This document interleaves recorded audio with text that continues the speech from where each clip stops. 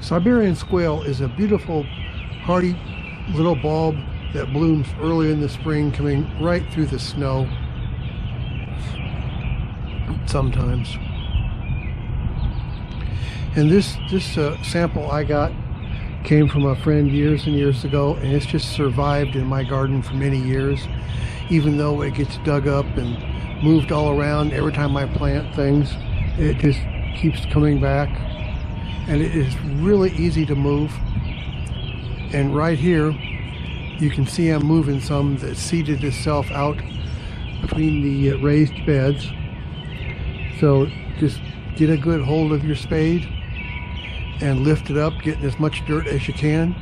And here's a hole that I already dug, and a lot of times if you dig the hole ahead of time, it's easier to get the plant in there without tearing up the roots too much.